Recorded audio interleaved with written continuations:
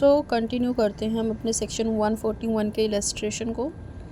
इससे पहले वीडियो मैंने सेक्शन 141 का जो प्रोविज़न है उसे एक्सप्लेन किया है, और उस प्रोविज़न को आप बहुत ध्यान से पढ़ेंगे क्योंकि उन्हीं के बेस पे ये इलस्ट्रेशंस हैं। मेरा सेपरेट वीडियो बनाने का ही पर्पज़ है, जिससे प्रॉपर्ली आप इलस्ट्रेशन को अलग से पढ़ सकें और प्रोविज़न्स को अलग से। बैक टू बैक वीडियोस मैंने डाल दिए हैं, सारे वीडियोस को आप देखो। चलिए स्टार्ट करते हैं विदाउट वेस्टिंग टाइम। इसमें इलस्ट्रेशन बोला हुआ है। सबसे पहले आपको मैं एक ब्रीफ बता देती हूँ इन तीनों के बारे में। इसमें ये बताया गया है कि अगर बहुत सारे आपके पास फैक्ट्स हैं, अगर आपको किसी चीज़ का एविडेंस देना है तो आपको प्रूफ करना पड़ेगा उसको। पहले जज जो है क्वेश्चन पूछ सकते हैं और किस मैनर में आप उस पर्टिकुलर फैक्ट को प्रूफ करना चाहते हो उस पर क्वेश्चन कर सकता है। यहाँ पे जज की पावर दी गई है। किसी फैक्ट का आप एविडेंस दे रहे हो, किस मैनर्स में दे रहे हो वो बोल सकते हैं। सब क्लॉज 2 में ये बोला है कि अगर बहुत सारे फैक्ट्स हैं, उस फैक्ट्स में से अगर एक फैक्ट्स आपको अगर आप प्रूफ कर देते हो तो दूसरे वाले फैक्ट को प्रूफ करने की ज़रूरत नहीं है। इसमें सेकंड क्लॉज में ये बोला गया है। और थर्ड में ये बोला है कि जज के पास पावर है दोनों फैक्ट में से, चाहे फर्स्ट वाले को पहले पूछ सकते हैं कि प्रूफ करने के लिए, या फिर सेकंड वाले को प्रूफ करने के लिए बोल सकता है। दोनों में से दो फैक्ट्स जो हैं आपके अलग अलग, किसी पार्ट को पहले प्रूफ करने के लिए बोल सकता है। जो एक दूसरे के ऊपर डिपेंड फैक्ट्स हैं, आउट ऑफ सोर्स नहीं होना चाहिए, उसी में का ही फैक्ट होना चाहिए। और डिटेल प्रॉपर मैंने इसका बेयर रीडिंग इससे पहले वाले वीडियो में करा दिया है। इस वीडियो में हम इलस्ट्रेशन पढ़ेंगे। इलस्ट्रेशन बोलता है, पहले हम देख लेते हैं। देखो, it is propose to prove a statement. एक स्टेटमेंट देने की बात कही गई थी किसी फैक्ट्स की जो रेलिवेंट फैक्ट थी, एक पर्सन के द्वारा एलेज टू बी डेड। वो बोलता है कि ये पर्सन जो है डेड है। Which statement is relevant under section 26। जैसे डेडलाइन डिक्लेरेशन वाला क्वेश्चन है और सेक्शन है 26, उसमें ये उसके अकॉर्डिंग बोला था कि इसके तहत ये रेलिवेंट स्टेटमेंट्स हैं, ये प्रूव्ड है, ये फैक्ट उस पर्टिकुलर सेक्शन के अकॉर्डिंग है। The fact that person is dead must be prove by the person proposing to prove the statement. सबसे पहले आप ये प्रूव करो वो पर्सन जो है मर चुका है। सेक्शन 26 में स्टेटमेंट को मतलब उस पर्सन ने कोई बात कही थी, वो बात प्रूफ करने से पहले आप ये प्रूफ करो वो पर्सन मर चुका है। अगर वो पर्सन ही मर चुका है, अगर ये प्रूफ हो जाता है, अपने आप ही सेक्शन 26 का जो रूल है वो अप्लाई हो जाएगा। ये इसमें बोला गया है।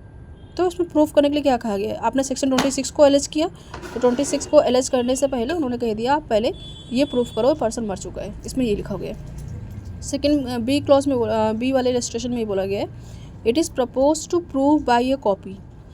ये प्रपोज कहा गया, पार्टी ने कहा कि इस कॉपी को एडमिट कर लो और प्रूव है ये, मतलब एज रेलिवेंट है ये इस पर्टिकुलर स्टेटमेंट को देने के लिए। किसी डॉक्यूमेंट को सबमिट करना था, उस डॉक्यूमेंट को की कॉपी है, वो रियल वाला डॉक्यूमेंट नहीं है मेरे पास क्योंकि वो लॉस्ट हो चुका है, because of lost. The fact that original is lost must B proof. तो यहाँ पे आपको पहले प्रूफ करना पड़ेगा हाँ ओरिजिनल जो कॉपी थी वो लॉस्ट हो चुकी है। बिफोर प्रूविंग द कॉपी को एज अ एविडेंस के तौर पे प्रेजेंट करने से पहले और उसको प्रूफ करने के लिए हाँ ये इसकी कॉपी है, ये सब बाद में प्रूफ करना। पहले आप लॉस्ट हो गया है ये बताओ, ये प्रूफ करो। इसमें ये बोला गया है। तो इसमें भी दो फैक्ट्स थे, पहले आप जो मेन पॉइंट है उसको एक्सप्लेन करो, ठीक है। ये original is lost must be prove by the person proposing to produce the copy. Copy को प्रोड्यूस करने से पहले आप ये प्रूफ करो कि ओरिजिनल ही लॉस्ट हो गया है। नेक्स्ट सी क्लॉज में अगर हम आते हैं, इसमें लिखा हुआ है A is accused of receiving the stolen property.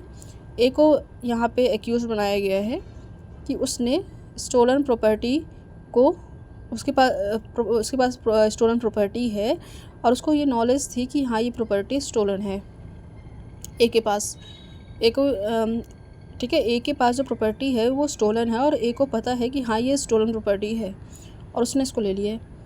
It is propose to prove that he denied the possession of property. अब इसमें क्वेश्चन ये था कि ये मना कर रहा है, ए मना कर रहा है कि मैं ये जो प्रॉपर्टी मेरे पास है ही नहीं, पोजेसन ही नहीं है मेरे पास। यहाँ पे ए डिनाई कर रहा है, एक्यूज डिनाई कर रहा है मेरे पास पोजेसन नहीं है। ये बात हो गई। अब next, the relevant of denial depend upon the identity of property. अब वो जो प्रॉपर्टी को जिस प्रॉपर्टी को मना कर रहा है कि मेरे पास पोजेसन नहीं है, वो फैक्ट किसके ऊपर डिपेंड है, ये प्रॉपर्टी स्टोलन है कि नहीं है। 2 पॉइंट हो गए, एक तो प्रॉपर्टी स्टोलन है कि नहीं ये प्रूफ कर दो, फिर उसके बाद पोजीशन को आप प्रूफ कर दो, या फिर आप पोजीशन को प्रूफ कर दो पहले, या फिर प्रॉपर्टी स्टोलन है कि नहीं है, ये बात इसमें कही गई है। तो यहाँ पे कोर्ट के पास पावर है, ये पॉइंट इस वाले पॉइंट ऑफ व्यू से है, ठीक है। द कोर्ट में इन द डिस्क्रिएशन इधर require property to be identify before the denial of position, मतलब ये देखो यहाँ पे अंडरलाइन कर दिया, डिनाइल आइडेंटिफाई से पहले आप पोजीशन को प्रूफ कर दो। फिर नेक्स्ट लाइन बोल रखा है आप पोजीशन को प्रूफ कर दो आइडेंटिफाई से पहले। तो दोनों फैक्ट में से किसी को भी जज बोल सकता है प्रूफ कर दो पहले में, ठीक है। इसमें इतना ज़्यादा डिटेल पढ़ने की जरूरत नहीं है, आप इस वाली प्रोविज़न को पढ़ के इसको पढ़ना। किसी फैक्ट को, जो जज के पास पावर है, किसी फैक्ट को पहले प्रूफ करने के लिए बोल सकते हैं। नेक्स्ट डी क्लॉज बोलता है it is propose to prove a fact A which is set and has been cause और effect of the fact and issue. A ने प्रपोज किया प्रूफ करने के लिए,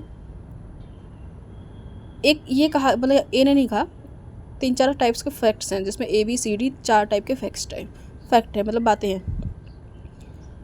किसी ने कहा, प्रपोज किया कि ए फैक्ट जो है उसको प्रूफ करना है और उसी के कॉज और इफ़ेक्ट पर उसका फैक्ट एंड इशू है, मतलब जो भी मुद्दा है उस मुद्दा को प्रूफ करना है, उसको ए को प्रूफ करना पड़ेगा क्योंकि उसका फैक्ट और इफ़ेक्ट कुछ ए से ही स्टार्टिंग ए वाले फैक्ट पे ही है।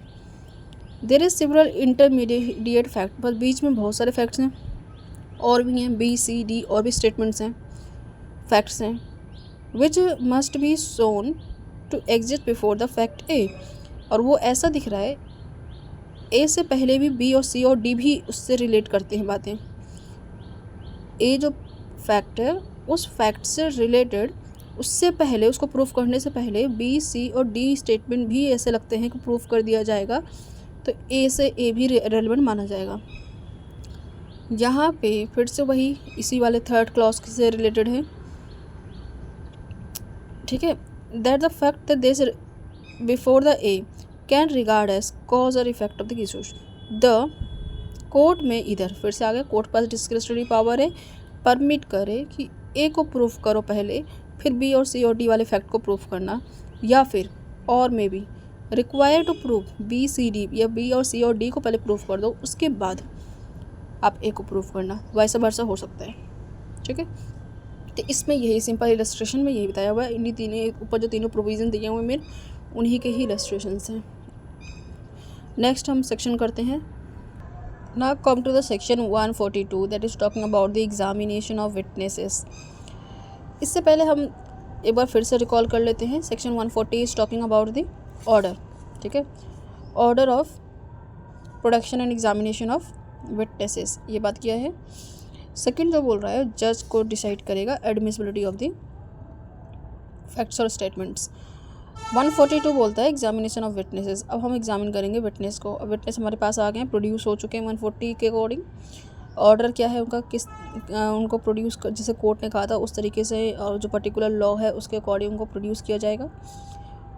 अब प्रोड्यूस होने के बाद सेक्शन 142 में हम एग्जामिन करेंगे विटनेसेस का।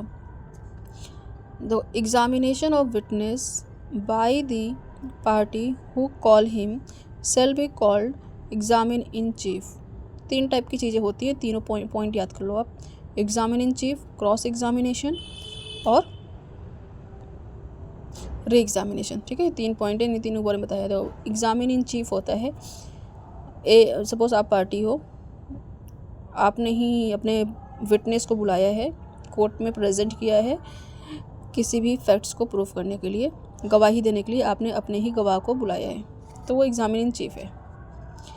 और examine of witness bye adverse party, अब क्या है कि अब आपकी ही पार्टी को दूसरी वाली पार्टी एग्जामिन कर रही है, आपके विटनेस को दूसरी पार्टी एग्जामिन कर रही है, उसे हम कहते हैं क्रॉस एग्जामिन। क्रॉस में बात हो रही है, ठीक है। आप दूसरे वाली पार्टी के विटनेस को एग्जामिन कर रहे हो और आपके विटनेस को सामने वाली पार्टी एग्जामिन कर रही है, क्वेश्चन पूछ रही है। और 3rd में बोला है कि examination of witness subsequent to the cross examination by the party who called him and shall be called to re examination. मतलब जिस पार्ट अब जो क्रॉस एग्जामिनेशन हुआ उस क्रॉस एग्जामिनेशन में आपको ऐसा लगता है कि आपका जो विटनेस है उससे कुछ क्वेश्चन करना है, तो कोर्ट से परमिशन लेके अब अपने ही पार्टी को, अपने ही विटनेस को फिर से एग्ज़ामिन कर सकते हो, उसे हम री एग्ज़ामिन कहते हैं। तो अपने ही विटनेस को आप एग्ज़ामिन करते हो दो तरीके, दो बार। एक बार एग्ज़ामिनिंग चीफ जो फर्स्ट स्टेज होता है, और एक होता है री एग्ज़ामिनेशन जो लास्ट का स्टेज होता है। उसके बीच में अपोजिट पार्टी वो एग्ज़ामिन करती है। So continue with next video.